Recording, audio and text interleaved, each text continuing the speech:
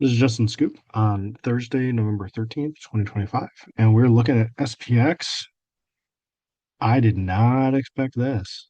So, yeah, I was fairly certain we would just kind of bounce around right through here, kind of doing something similar to where we were just kind of range bound like this.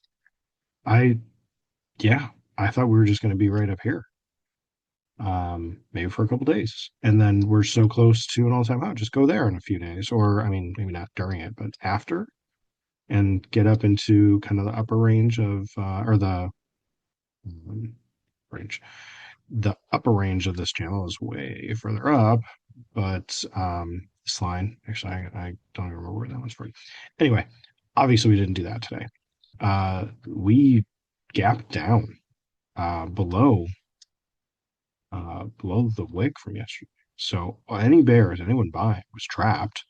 And then, yeah, we just kept going down all day. So this should be a short video because uh didn't expect this. And so, I was definitely behind on anything going on. So straight selling looked like a double bottom, kind of did a double bottom neckline thing, but then didn't bounce. Some people thought it was going to bounce. Look at these buyers here. They're thinking it's going up.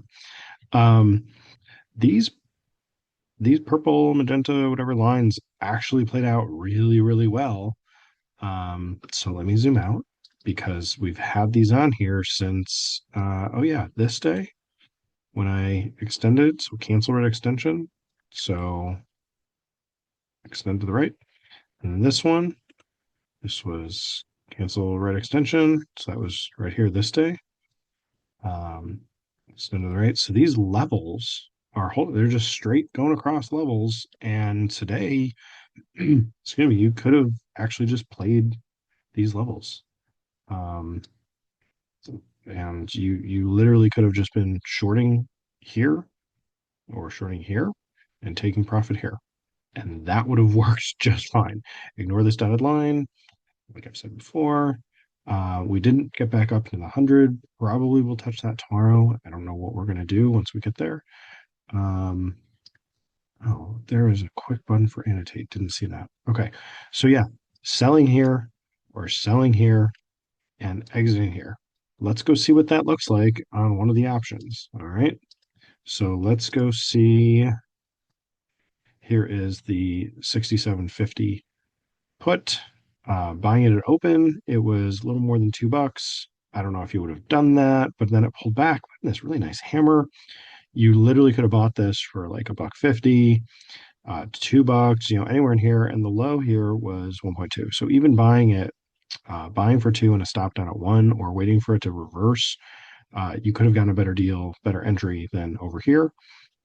And then yeah, so let's say you bought it at two and you exited. So this was kind of making some slightly higher highs, and you set your target at 10, and it would have exited you on that candle at 10, but basically uh, buying down in here and selling up here. And I'm just going to round it to getting in at two with a stop at one. So two, stop at one, and then we're going to target 10. And that would have been a great move. That would have been, um, what is that, eight? So with one contract for $100, that's $800 gain. And that's just trading off those lines, just from those lines. It's like, yeah, uh, that would have been phenomenal. I didn't do that. I was not expecting the selling. And yeah, that's not what happened today. So um, there's so many more things I could go over, but it's yeah, look at this. There's just so many ways where it got back into the 21 and rolled back down. It hit the target here, kind of bounced a little, didn't get going, pushed down below. It was just going through here and then sold off. And you could have been buying through here, buying puts through here and just writing it down. And I don't know what your next target would have been. Again, this line is not a real line. It's not really there. Um, let's see what would have happened. Let's say you shorted here at 11:51. I was in another meeting then. So 11:51, That is right through here. So with the same option, um, could have entered it like 750, stopped down at 650. Ooh, that would have been tight. Let's go a little further away. Let's go 67.25. What was that option doing? Okay, so let's get this a little bit wider. There we go. All right, so it won at what time did I say? 11:50, 11:52, somewhere in there. Before noon. So you're buying, okay, buying at 250, the lows down at 220, 210. Okay, buying for 250.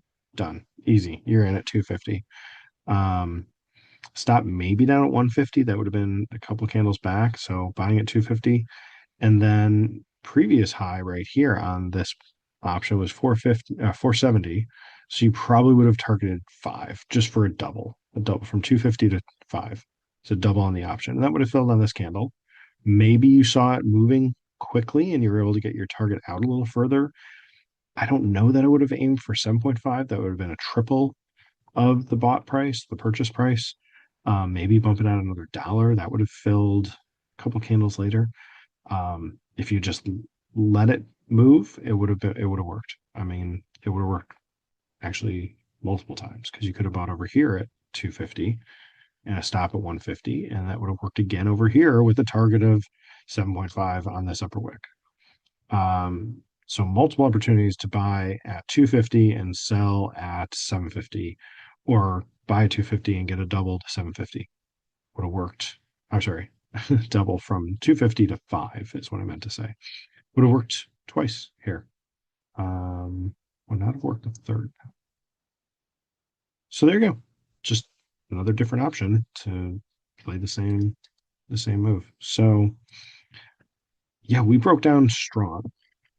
Looking at this, we're back below the all-time high over here that we broke out. If we continue down, this looks like a double top is forming. We're still bullish though. I think the low to contend with is here.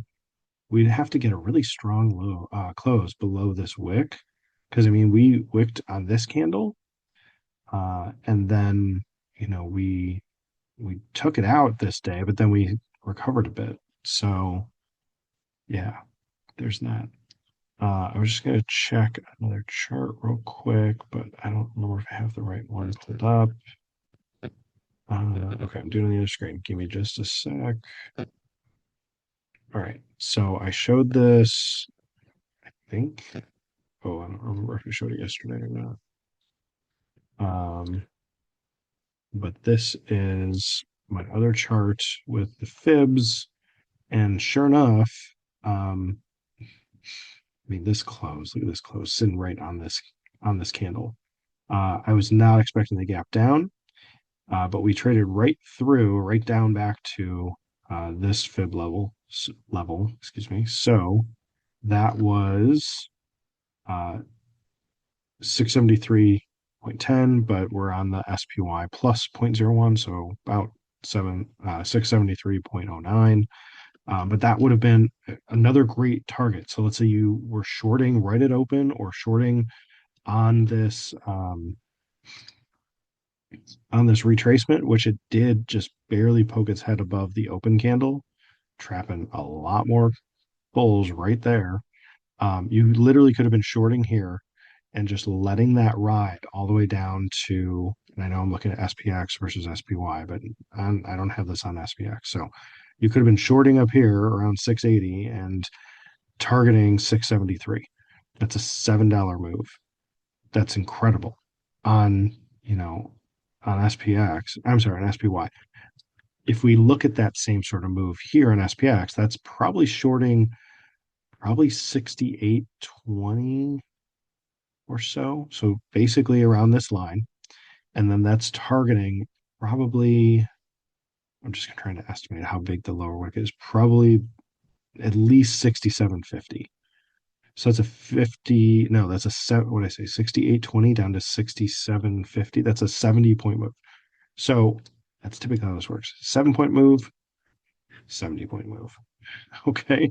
It's usually times 10, somewhere around that. So that makes sense. But we're just trying to match it up. So then if we go back to this option, that literally would have been buying very inexpensively over here, probably comfortably a dollar. You're spending a dollar and just letting it run, it goes to 10 eventually. That's a 10x, right? 10 times your money. If we go back to the 6750 option and see how this actually moved from down here, that would have been buying around the 150. We talked about that, and then just letting it ride, and it would have gone up to even way over here. Comfortably, probably would have been, comfortably would have been 15. So 1.5 up to 15. That's again a 10x. Okay. Let's go a little closer. 67.75. All right. Still pretty inexpensive. This is going to be buying around $3 through here. Maybe 350, but then your stop could still be 250. The low is 267 on this candle. So let's say you bought at 350, and then your target would be what? 35? Another 10x? Okay, it's kind of making sense that you can just get a 10x when it's doing this kind of a move, or come on, there you go. When it's doing this kind of move, I mean, that's the next fib level, and we just rejected or broke down from this fib level. So I, I just didn't expect it to make this sort of a move today. So I think it's still pretty speculative. But you really easily could have been just setting your entry, setting a stop, and then as this starts to roar, you just slowly move your stop up. So you're moving your stop from 250 up to say 5. You're going to be a few candles behind. So like let's say it's breaking out here on this candle, it goes up to 13. You got your stop at 5. You're giving this plenty of room. Then it's going sideways for a while, and your stop's actually getting close. It's below this bear candle at like 7 or 6. And then it's doing this indecision candle and then this lower wick. And you've got your stop up here at like 9 or so. And then it's like, okay, well, it's got a wick there and a wick there. I don't want to just get wicked out. So you don't move it above 9. You wait for that look. Yep. Okay. There's a trapping wick right here. It takes out anyone who would have stopped below this, below this. And then after this candle, you get your stop snug here at maybe even 9 still, or 950. Starts to go up some more. If you don't have the target, or if you're looking for just letting it run. Um, so there's all kinds of strategies around doing this. This would have continued to run up. You got to move your stop slowly below it. So maybe you're at like, okay, after this and after this lower wick, then you get it up to 10. A few more candles, you're up to maybe 12, 13. So you're just trailing it along as it's going up. And eventually it's going to get to the 35 um, over here. But if you were still just trailing and letting it run, I mean, it did get up to past 40. What was the high here? 48, 40, what? 4808? No, 4008. What does that say? 4808. No,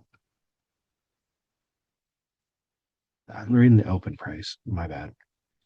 50.84 is the high. I'm like, why am I seeing 48.7 here? But I'm reading 40. I was reading the open. My bad. So it's 48.08. I mean, okay. My eyes are tired, I guess, tonight.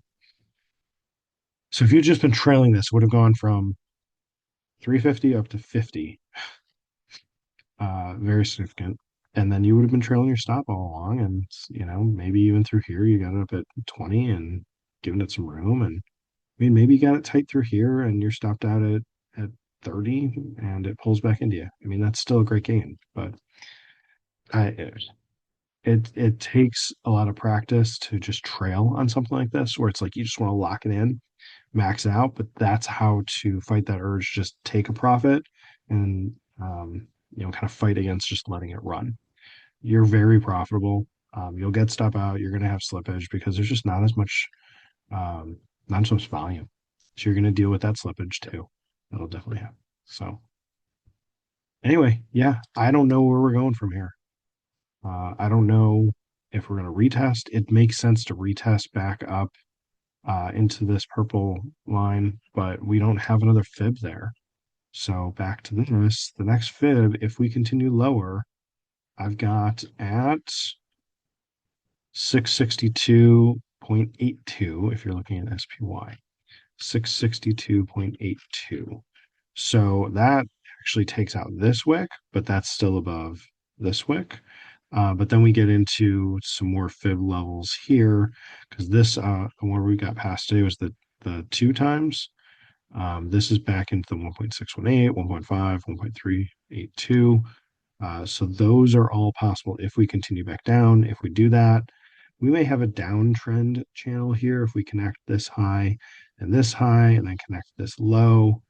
I think somewhere over in here is where just the channel could be, and we should get a bounce, but then we're taking out another lower wick, we're bouncing, then how high do we bounce? Do we get back all the way up to this? Depends on that angle, depends on that slope, depends on the channel. Let's see what tomorrow holds. Let's see if we just kind of rest. I thought we were going to do some resting up here. We did not. We traded through some of the range of this bear candle here, but then we, gapped down and recovered. And so we filled this gap today, filled the gap from the bull candle. Um, we could just run. We could still just do that. We put in two bear candles. That's enough to say, hey, this is, a higher low here. We could just run. We could just go on up. I think there's also, well, no, if you just connect these, that looks like there's an uptrend channel, but then there's nothing over here to kind of match it with. So it would make sense to come down into this, get back into some of the consolidation here. I'm just speculating. So, and I'm speculating on TradingView. So that was fun. That's what I got. Hope this helps. This is Justin. Thanks.